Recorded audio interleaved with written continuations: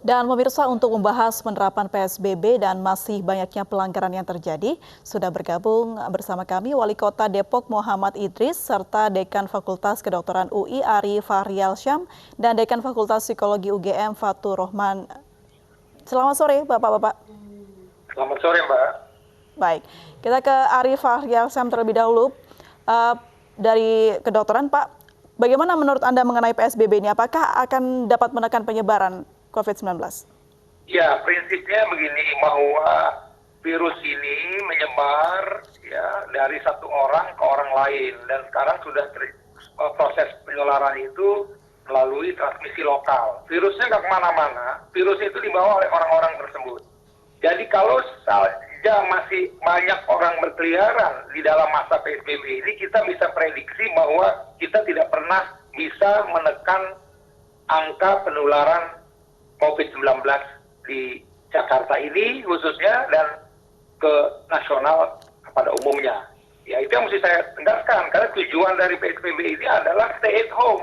Tidak boleh ada orang berkeliaran, karena ketika ada orang berinteraksi di jalanan, maka disitulah potensi penularan sesama orang gitu. Ini yang penting harus digarisbawahi. Dan pada kesempatan ini juga saya menyampaikan bahwa hari ini kita dapat angka naiknya udah 300 gitu loh. Jadi kalau ini tidak berhasil, saya prediksi bahwa di akhir April ini belasan ribu yang akan jatuh korban, dan mungkin juga jumlah yang meninggal juga akan lebih menembus angka-angka fantastis gitu loh. Jadi ini yang harus diketahui, harus dipahami oleh semuanya. Ya, bahwa kita berhadapan dengan virus yang luar biasa mudah sekali penularannya gitu loh. Ya, sesama antar manusia. Memang ada berbagai hal, ya, artinya apa sih faktor risiko yang dilihat? Memang umumnya adalah umur pasti di atas 60 tahun, ya. Kemudian dia misalnya penderita kencing manis, ya. Kemudian hipertensi, kemudian juga mungkin ada penyakit jantung, kemudian juga ada penyakit paru obstruksi kronis. Itu memang yang berisiko. Tapi ketika kita bicara soal penyakit, 3 hal. Pertama daya tahan tubuh, kemudian kedua jumlah virus dan lingkungan. Sekarang ini jumlah virusnya cukup besar di tengah masyarakat. Jadi kalau daya tahan tubuh orang tersebut walaupun dia masih muda, dia juga akan terkena oleh virus. Apalagi orang yang daya tahan tubuhnya nggak bagus, itu lebih mudah lagi terkena. Jadi ini hal yang harus diperhatikan oleh masyarakat. Kita kalau memang ini tidak bisa dikendalikan dengan PSBB ini, kita bisa prediksi bahwa angka kita ini akan terus naik eksponensial, dan ini tentu akan tersebar luas ke seluruh Indonesia karena Jakarta ini sebagai epicentrum, dan kita mesti mempelajari bagaimana analisa-analisa peneliti-peneliti dunia mengenai bahwa Indonesia ini bisa menjadi epicentrumnya Asia Tenggara gitu. Baik, Pak Ari, berbicara soal COVID-19 ini, virusnya sendiri apakah betul sudah bermutasi, Pak? Ya, jadi beberapa laporan disebutkan demikian. Oleh karena itulah saya bilang bahwa ketika itu terjadi transmisi lokal, ya, virus akan menyesuaikan dengan kondisi yang ada di lingkungan itu tadi, dengan panas suhu kita, ya, kemudian juga mungkin dengan kondisi orang Indonesia, bagaimana mereka makannya, segala macamnya, dia akan menyesuaikan dengan kondisi tersebut gitu loh. Dan ini yang mesti saya bilang, bahwa angka transmisi lokalnya ini cukup luas gitu, ya. Itulah artinya yang mesti diperhatikan ya oleh masyarakat, ya. Sampai saat ini pun kan vaksinnya belum ditemukan. Biasanya kalau bicara soal vaksin belum ditemukan ini berhubungan dengan virusnya yang pinter gitu loh. Baik, pinter melakukan karena bisa bermutasi tadi ya Pak Ari ya. Baik, saya ke Pak Fatur Rohman. Pak Fatur Rohman, menanggapi dari pernyataan Pak Ari yang mana virus ini bermutasi dan PSBB sudah diterapkan begitu, namun banyak masyarakat yang melanggar. Seperti apa nanti Pak akhirnya? Selamat sore. Ya, saya kira memang ini situasi yang sangat perlu dicegah, tapi kenyataannya memang belum seperti yang diharapkan. Saya kira kita memang perlu berusaha terus. Terima kasih Bapak-Bapak polisi, Bapak pejabat yang bisa bersabar, karena memang masyarakat kita kan sangat plural ya, sangat plural dalam arti pengetahuannya dan juga tentang kesetiaannya atau secara ekonomi, ya, mereka memang tidak seperti di negara maju Jepang, Korea, bahkan Cina ya. Jadi kalau mereka memang ada yang belum tahu, mari Bapak-Bapak juga pejabat tidak hanya kepolisian, tapi juga kalau perlu sampai RW itu mengupayakannya. Kalau di kampung kami anak-anak muda juga sudah bergerak untuk itu ya, bagus walaupun tidak menutup gang. Tapi juga ada yang memang secara terpaksa harus nongkrong kayak teman-teman ojol gitu, ya memang mereka secara ekonomi memang memerlukan, bahkan mungkin mereka mengharapkan nanti ada yang memberi sumbangan dan sebagainya. Ya saya kira perlu sedikit bersabar, tapi terus-menerus diupayakan begitu agar memang bencana ini tidak berlanjut atau dapat direm atau dapat dikurangi lah begitu. Jadi memang ini usaha yang luar biasa keras harus kita lakukan bersama. Jadi mereka-mereka yang belum bisa menjalankan seperti yang idealnya ya mari kita bersama-sama. Baik. Pak Fatur Rahman, kalau kita melihat bagaimana sebelum ini begitu, sebelum wajib masker diterapkan, masyarakat terlihat berdiam diri di rumah. Apakah ini karena memang gejala psikologis masyarakat yang sudah bosan dan akhirnya memaksakan diri untuk keluar tapi tetap pakai masker? Iya, saya kira betul itu. Tetapi di samping bosan di luar, mungkin mereka yang sebagian secara ekonomi memang tidak berkecukupan, memang terpaksa harus keluar ya. Lah ini yang mohon juga para pejabat, para petugas di lapangan itu mengidentifikasi betul. Sering-seringnya kan target pemberian bantuan itu yang penting yang dikirimkan dari pusat pembagian sudah selesai, tetapi pertanyaannya di lapangan apa sudah begitu atau belum, ini juga perlu dilihat ya. Tetapi juga saya bisa membayangkan di Jakarta di mana rumahnya mungkin kecil-kecil atau di apartemen, itu memang ya jenuh sekali, bisa sangat jenuh. Nah, ini memang sudah ada beberapa program relawan di YouTube, di mana-mana yang memberikan tahu, tapi memang ini situasi yang luar biasa. Jadi saya sendiri secara pribadi merasa sangat bosan dan itu terus-menerus kita upayakan. Ya, Pak, ya? Pejabat juga mungkin, petugas juga mungkin agak sedikit kurang sabar karena itu bisa. Ya marilah kita bersama-sama ya. Karena mari kita kreatif juga termasuk bapak-bapak petugas. Pokoknya jangan segan-segan lah kita semua media juga. Baik. Dan kita sudah bergabung juga pemirsa dengan Wali Kota Depok Muhammad Idris. Selamat sore Pak Muhammad Idris. Selamat sore Mbak. Baik, ya. Pak, dengan adanya PSBB yang diterapkan di Jakarta ini, apakah ada filterisasi masyarakat yang ingin menuju Jakarta, Pak? Dari Depok? Ya, itulah yang seperti yang saya selalu utarakan bahwa PSBB di Jakarta ini sejatinya terkait dengan penetapan PSBB di kota-kota kabupaten sekitarnya. Sekarang di Depok masih dalam menunggu dari keputusan Menteri Kesehatan untuk penetapan PSBB. Jadi ketika kita belum diterapkan PSBB, kita belum ada pembatasan-pembatasan dalam bidang misalnya transportasi kendaraan keluar masuk.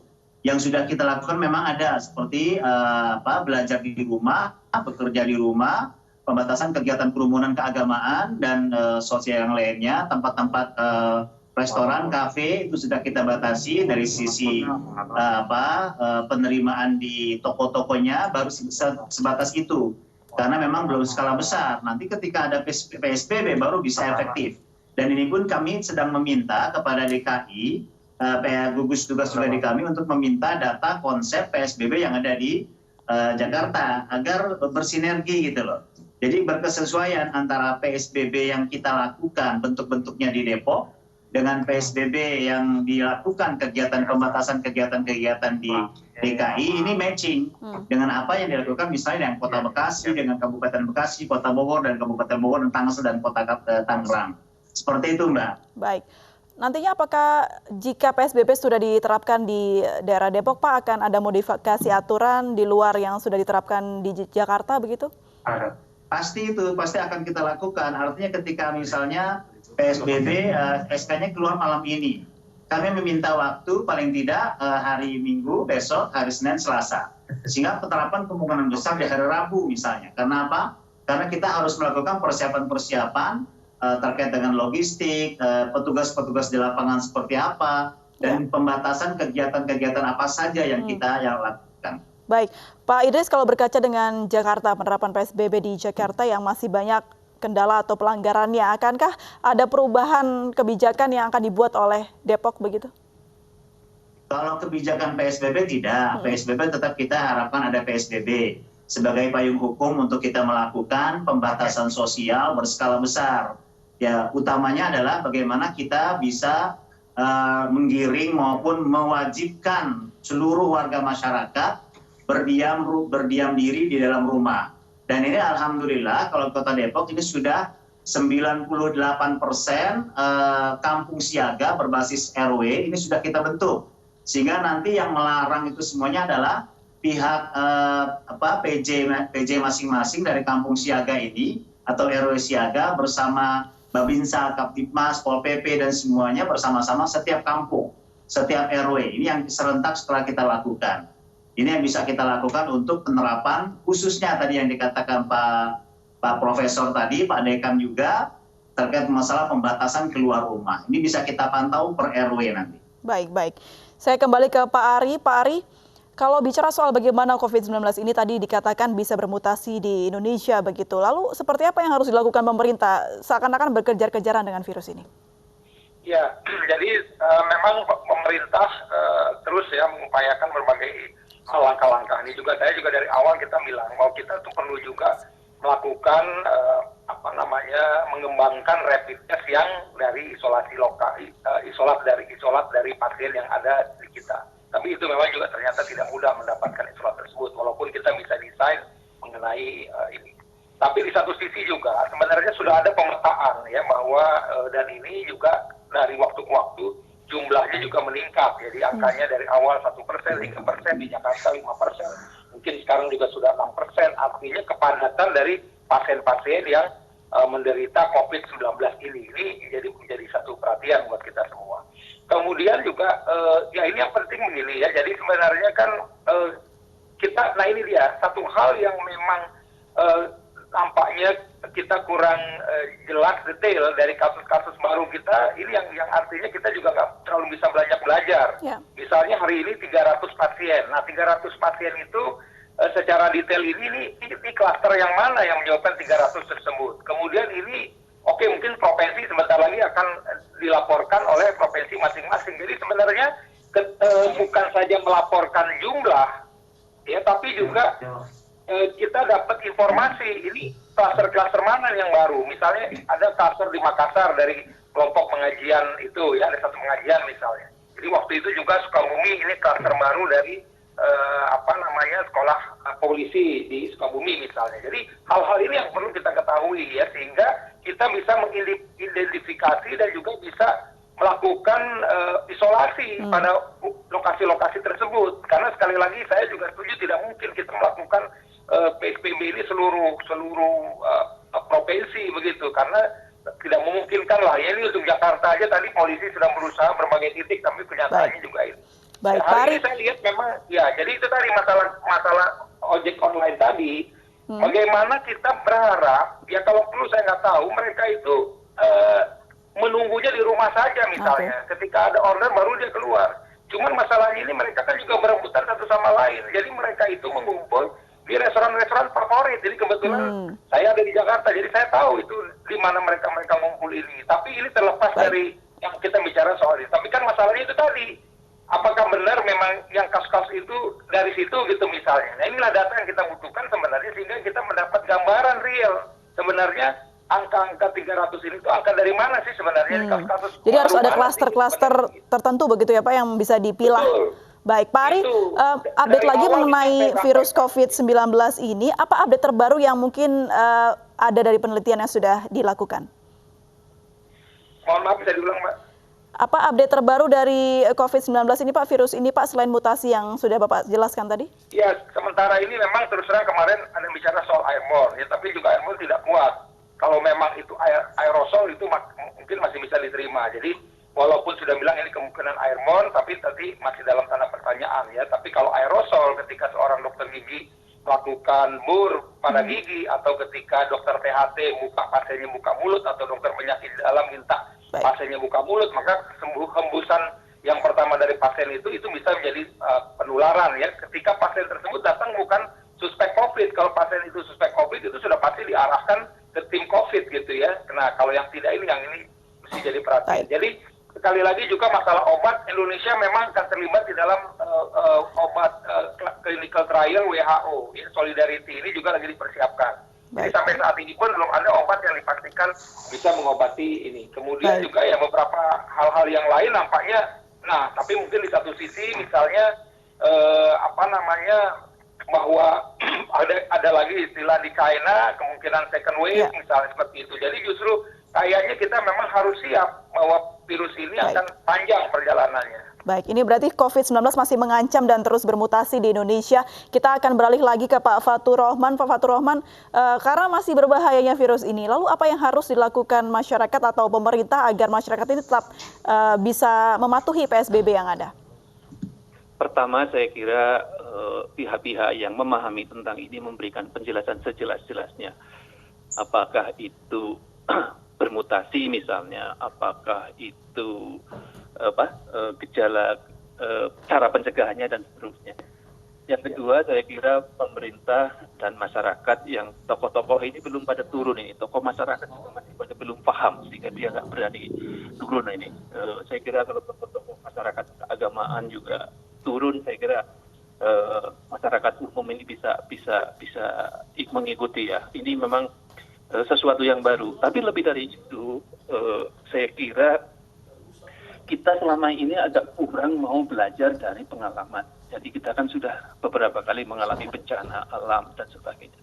Kita selalu kalau sudah selesai dikiranya selesai itu urusannya. Padahal itu kita harus belajar terus dari situ.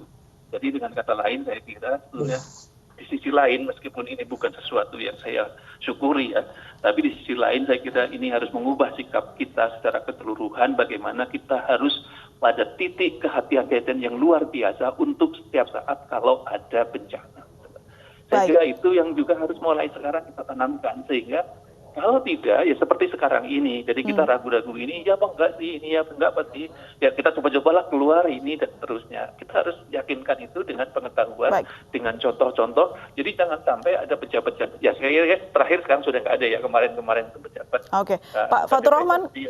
Halo. Kalau melihat dari karakteristik masyarakat Indonesia begitu dengan beberapa hari atau beberapa minggu ini sudah stay at home, apakah wajar jika masyarakat Indonesia jenuh atau bosan begitu, dan apa yang harus dilakukan masyarakat agar tetap patuh pada PSBB ini? Ya, mungkin ini titik agak belum sampai puncak dari kebosanan menurut saya. Tapi begini ya, masyarakat kita sebetulnya prinsipnya cukup kreatif dibanding masyarakat barat ya, karena kita itu sudah biasa. Lah, yang mungkin tadi perlu dijelaskan lagi ya, betul-betul stay at home atau mungkin bisa dengan tetangga sebelah satu gitu loh ya misalnya. Itu yang harus ada penjelasan. Soalnya kalau stay at home betul kan kita terbatas dengan space kita. Gitu.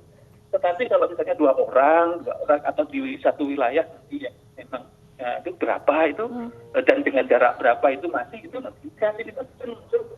Jadi kalau kita lihat sekarang itu mulai dari anak-anak muda yang mencoba masak, kemudian banyak sekali relawan yang memberikan. Baik, Pak, ini menarik sekali kalau belum mencapai puncak kebosanan. Jika sudah mencapai puncak kebosanan, akan seperti apakah ini nanti? Ada dua hal. Yang pertama memang bikin depresinya tinggi, yang kedua bikin kreativitas. Saya masih yang kedua ini. Jadi kalau kita masyarakat kita itu, kita optimis aja lah karena ini. Apalagi masyarakat Indonesia kan memang sudah ada by nature itu punya nilai-nilai yang bagus. Ada sisi ikhlas, ada sisi terima, tapi sisi sedikit aja itu. Tapi sisi lain adalah usaha itu ada. Jadi ada dua kemungkinan, bisa menjadi sangat depresi dan ada masalah yang luar biasa, tapi ada muncul kreativitas. Saya termasuk yang kedua, berharap yang kedua. Baik. Saya kembali ke Wali Kota Depok.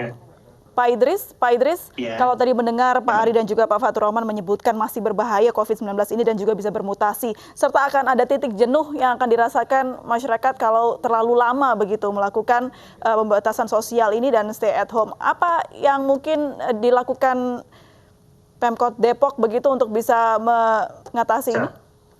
Ya, saya sangat setuju dengan pernyataan Pak Fatur Rohman terkait dengan masalah pemahaman ataupun istilahnya edukasi khususnya kepada tokoh-tokoh masyarakat, tokoh agama terhadap penularan penyebaran COVID-19 ini. Misalnya salah satu contoh kasus tentang masalah penolakan warga terhadap jenazah COVID-19. ini terjadi di mana-mana dan sudah dijelaskan oleh pakar virus, oleh pakar kedokteran, profesor bahkan sudah jelaskan, tapi membutuhkan waktu yang tidak sebentar untuk edukasi mereka. Untuk tokoh-tokoh agama misalnya, mereka sudah bosan. Kalau orang Islam sudah terbiasa sholat Jumat, ini sudah 4 kali meninggalkan sholat Jumat. Kalau sampai 2 bulan lagi berarti bisa dikali berapa meninggalkan sholat Jumat. Ini akan terjadi kejenuhan. Maka dari itu yang kita lakukan sekarang ini lewat kampung siaga dan juga lewat gugus tugas kecamatan untuk melakukan edukasi kepada tokoh-tokoh agama, tokoh masyarakat. Bagaimana sikap kita kalau sampai ini terjadi berbulan-bulan, meninggalkan kegiatan-kegiatan keagamaan. Ini apalagi kita mendekati bulan Ramadan. Ya, kebiasaan bulan Ramadan seperti apa? Bagaimana kegembiraan, kebahagiaan Idul Fitri. Nah, ini harus kita lakukan edukasi. Kalau tidak, akan terjadilah kejenuhan-kejenuhan. Dengan cara apa? Nah, ini kita minta masukan-masukan dari setiap kampung siaga. Ternyata luar biasa sekali. Mereka banyak usulan-usulan, kegiatan-kegiatan yang bisa dilakukan. Misalnya kemarin ada usulan kuliah subuh menggunakan teknologi IT online seperti itu. Dan ini kan sesuatu yang belum biasa, tapi sesuatu yang baru bagi mereka. Dan ini sangat menarik. Misalnya kami melakukan lomba-lomba kegiatan membuat virtual untuk bisa dilombakan nanti ketika ulang tahun Depok mereka mendapatkan penghargaan dari wali kota. Nah, penghargaannya bagaimana nanti teknis ini akan kita rangkum dengan DPAPMK dan Disdik misalnya seperti itu. Nah, sehingga mereka lomba menggambar, mewarnai serentak di rumah masing-masing. Nah, ini kegiatan-kegiatannya sudah berjalan. Paling tidak 50% dari kampung siaga sudah melaksanakan seperti ini. Ini yang kita lakukan untuk tadi mengantisipasi, dan memang sudah ada sih Pak Fatur Rahman, bahwa kejenuhan ini pada anak-anak khususnya usia-usia SD, SMP juga demikian, sehingga mereka harus keluar rumah memaksakan, keluar rumah dengan bersepeda, dengan main bola bahkan, ya karena sudah jenuh sekali di rumahnya, makanya kita siasati seperti itu. Baik. Pak Idris, apakah selama ini respon warga Depok cukup kooperatif dan mematuhi Pak segala kebijakan yang dilakukan oleh Pemkot Depok? Secara umum saya lakukan alhamdulillah cukup kooperatif. Ya, paling tidak saya melihat misalnya dari seluruh kecamatan ada laporan-laporan dari 30 masjid misalnya yang tidak menyelenggarakan sholat Jumat itu 20, yang 10 masih. Misalnya seperti itu. Ini secara umum masih bisa kita lakukan karena memang itu masih himbauan-himbauan. Nanti ketika PSBB itu kita lakukan paksaan pada mereka untuk tidak melakukan kegiatan agama apapun yang mengundang keramaian, kerumunan warga dan masyarakat. Ini yang kita tunggu dengan SK Menteri Kesehatan tentang PSBB untuk kita lakukan pemaksaan sehingga nanti bisa efektif mudah-mudahan dengan aktivitas kegiatan-kegiatan dilakukan oleh teman-teman Pak RW, Pak RT, bahkan PKK dari tingkat kota sampai tingkat RW ini akan melakukan kegiatan-kegiatan yang bisa dilakukan oleh masing-masing RW. Baik. Demikian, Mbak. Baik, saya beralih lagi ke Pak Fatur Rahman. Pak Fatur Rahman, apa yang harus dilakukan agar masyarakat ini patuh? Perlukah penindakan yang tegas seperti sanksi tegas begitu harus diterapkan, Pak? Saya kira nanti dilihat ya, kalau tegas tanpa dasar hukum itu nanti ada masalah lagi di belakang ya. Artinya masyarakat juga akan justru melawan. Tetap harus, yang pertama tetap harus tadi seperti Pak Wali Kota Depok itu tetap tentang informasi, meningkatkan pengetahuan harus itu diutamakan ya. Yang kedua tentu saja dengan persuasi. Ini masalah bersama. Jadi artinya begini, kalau seperti kita kan sudah ke demokrasi ya. Nanti kalau dulu zaman Orde Baru mungkin kita akan lebih cepat. Tapi saya tidak ingin kembali ke Orde Baru. Hanya masalahnya kalau dulu kan orang memang sangat patuh karena takut. Baik. Ya kita kembali karena demokrasi itu artinya harus didasari pada pemahaman yang baik. Okay. Nah, disitulah saya kira perlunya setelah itu baru kok diajak saja itu loh. Jadi ada tadi seperti di Depok, saya kira bagus kalau pihak-pihak yang potensi melanggar itu diajak, apa sih, ditanya dikit lah gitu. Tidak langsung diarahkan, tapi ada apa. Saya kira polisi-polisi sekarang juga sudah bagus-bagus sekali kalau tanya ya. Ya, kita harapkan dengan sosialisasi yang baik agar masyarakat dapat mematuhi ya Pak ya, tidak ada lagi pelanggar yang dilakukan. Terima kasih Pak Fatur Rahman, terima kasih Pak Ari sudah bergabung dan juga Wali Kota Depok, Pak Idris, terima kasih sudah bergabung bersama kami di Anyu Sore.